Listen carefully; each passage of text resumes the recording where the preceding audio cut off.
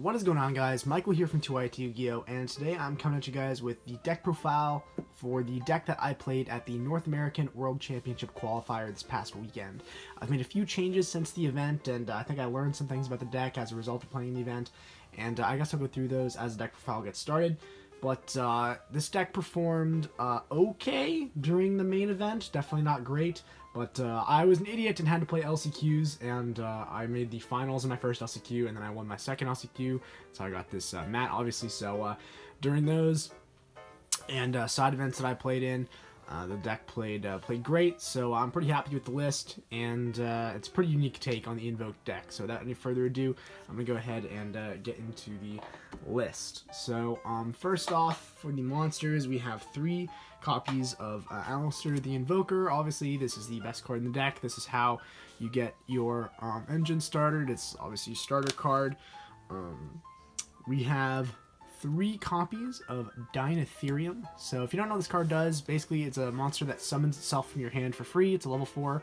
It's a wind attribute, so it works great with in terms of attributes for summoning Raijin. And it's very important in this deck to have level 4 monsters that you can summon alongside Alistair. So I think that Elysium is pretty much one of the better ones. It does have a drawback where when it's special summoned, your opponent can special summon a level 4 monster from either player's graveyard. So you have to make sure you sequence it correctly and like get Alistair out of your graveyard if it's there. But generally, you're not really worried about anything they're summoning back. If they're summoning back, a zoo, you're just attacking it or negating it and with Mecha Ball or something like that.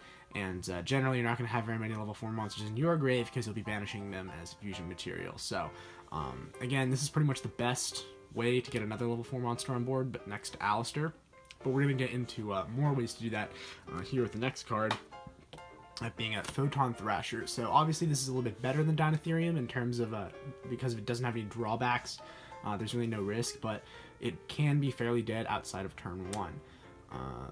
But that said, it's a great beater. Obviously, you can apply a lot of pressure with it if you're, especially in the Zodiac matchup, because all their monsters are very small. So this is definitely a great addition to the deck.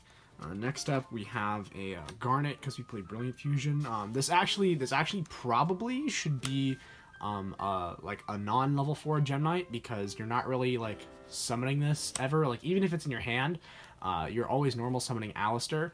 So I think it should probably be a non-level 4 Gem Knight, just so that there's no possibility that it conflicts with Elysium at all. We're playing a Lunalight Black Sheep for the combo that I'll show you at the end of the video. That's how the deck gets its name. And then we play 1 Trick Clown for the Brilliant Fusion as well. To finish up the monsters, we have some hand traps. So I played Ghost Dash. This wasn't great for the main event. I knew that going in. I predicted a lot of Zoo, obviously, and this card is subpar against Zoo, but its fire attribute is very important for Purgatorio, being your main win condition against Zodiac. And since I knew a lot of people weren't going to be main decking it, I had to max out on it in the main, because it's very important to be able to summon Purgatorio and attack for game. Next, we play 3 Ghost Ogre. It's pretty obvious, best hand trap right now, and the 1 Max C to round off the monsters. Onto the spells. We play 3 Brilliant Fusion, obviously. You could probably guess from the Garnet. This is the other best way to put a level 4 monster on the field. This obviously does get Ash, but I predicted that not a lot of people were going to be maining Ash in this event, and I was right. So this did get Ashed a few times, but generally it's fine, because when this gets Ashed, you're resolving Terraforming and resolving Alistair and stuff like that. So this is also great to debate the Ash against people who either don't know what strategy you're playing, or who are going to act shotgun their Ash on this if they're not a great player and don't understand what the deck does. Next, we play 3 Meltdown alongside 3 Terraforming. It's important to max out on Alistair. It's your only starter card, obviously, and there really aren't enough starters in the deck. We only have 9 between these and Alistair, so we wanted to keep that count as high as possible. And there's no need to there is obviously concern about bricking normal summons since we play 9 copies of Alistair, but if you're not normal summoning Alistair, then it's impossible to win. So next, we play probably the only defensive spell we play is a Book of Eclipse. This has a lot of synergy with Purgatorio. Like I said, it's your main win condition, and I like this a little bit better than Raigeki or Dark Hole, just because it doesn't lose to things like My Body as a Shield. Although that being said, Book of Eclipse during my playing this weekend was a little bit subpar. Sometimes I wished it was something else, maybe like a Book of Moon and Raigeki, but overall I think Book of Eclipse is a good middle ground in the main deck that's like pretty much alright against any matchup. We play 2 Invocation, perfect number. First one will get buried a lot of times, you need one in the deck. Also, if you are forced to blind Desires first before making any other plays, then you'll definitely want to have 2 in the deck to minimize the risk of banishing all your copies. Next, you play 2 Desires. This deck doesn't have a lot of extenders, and so Desires is important to get you more cards, to have more options. I don't think I would play 3, just because, you know, you can't really, you're not really trying to resolve more than one in a game, but I saw this when I needed to. I'm happy with this number. Next, we play Fusion Sub for the combo that I'll talk about later, and we play Rhoda to search out the Photon Thrasher for our combo going first. Under the traps, we just play 4, pretty minimal. I play 3 Strike. I really wanted to play cards that were good going first and second, and because, you know, you never know what's going to happen over the course of a long tournament, and I think Strike is the best trap for that. I considered playing D-Barrier as well, but I knew that I was going to be playing a lot of LCQs, and so I predicted a lot of like Rogue strategies, and Strike is just better than D-Barrier against Rogue most of the time. And finally, I played Solemn Warning. I think Warning was probably a mistake. I think this should have been an Upstart Goblin to help make my deck more consistent and go for my first turn combo more often, but Warning was fine. Onto the extra deck. So, for the Invoked Fusions, we play 2 Mechaba. This is a good number. The third never really comes up. The second one definitely does, because if you out the first one, you use the first one in your graveyard to fuel material for the second one, and a lot of times the second one is very difficult to out. Next, we play 2 Raijin. Probably the best one, especially this format with Zoo floating around. The second one comes up. I kind of wanted to play 3 because, again, it is the best one, but the extra space in this deck is very, very tight. Speaking of which, we play 1 Magellanica. I didn't include this card for my deck in the main event because I didn't think it would come up.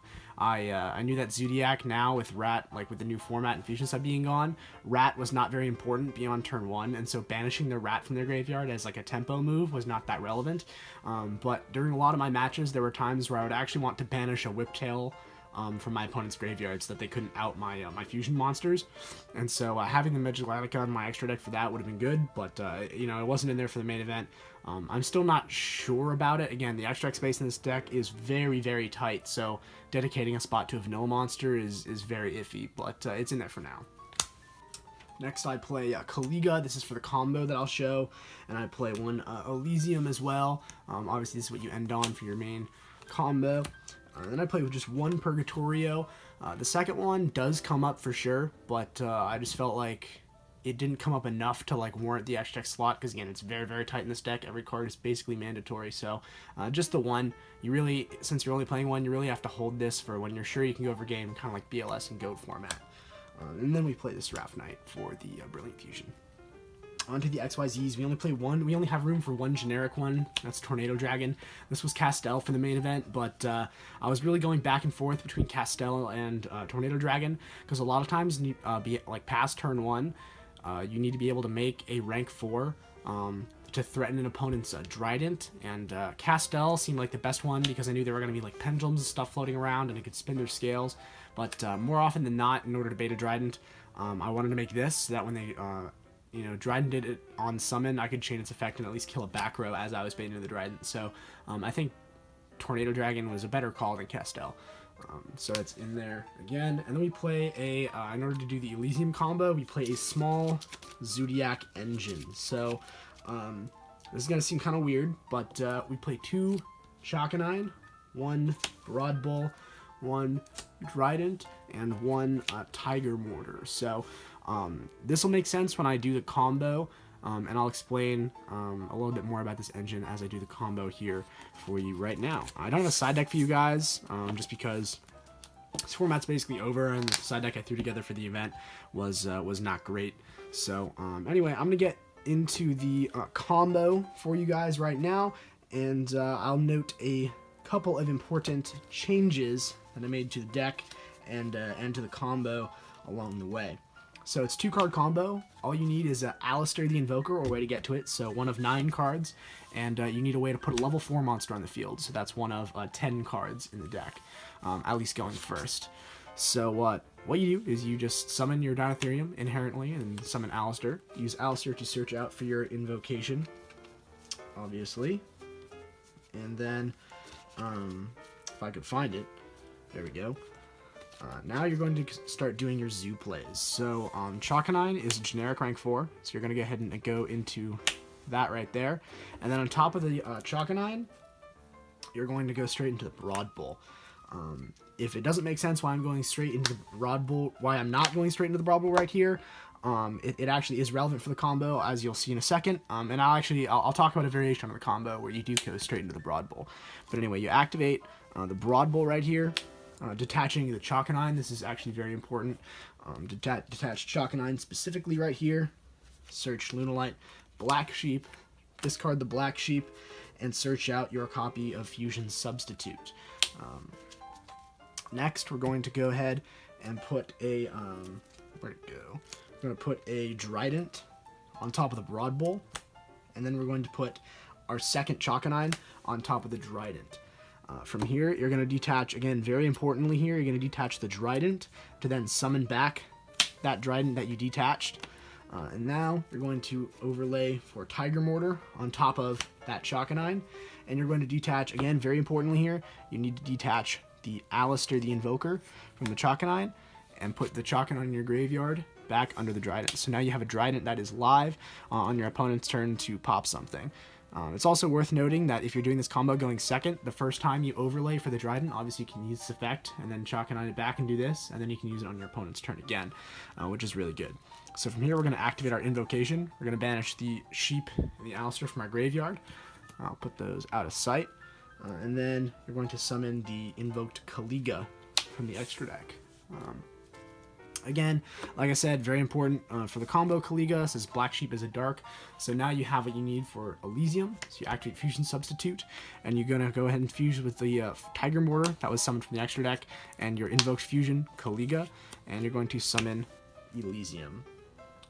So this is the Elysium sort of turbo combo, how the deck gets its name. Obviously from here, you can activate Fusion Substitute, putting the Caliga back in the extra deck, banishing the Fusion Substitute, and that's going to draw you a card right here, and then you put Invocation back into the deck and put Alistair back in your hand, like so. So you end on Elysium, Drident, Alistair in hand, and an unknown draw off the Fusion Subs. This is a +2 combo, which is pretty good. So I actually did not play this variation of the combo for the event. I played a slightly different variation on the combo, which I guess I'll go over very quickly. So in my main deck, for the NAWCQ, I actually had, as the 41st card, a single copy of Zodiac Whiptail.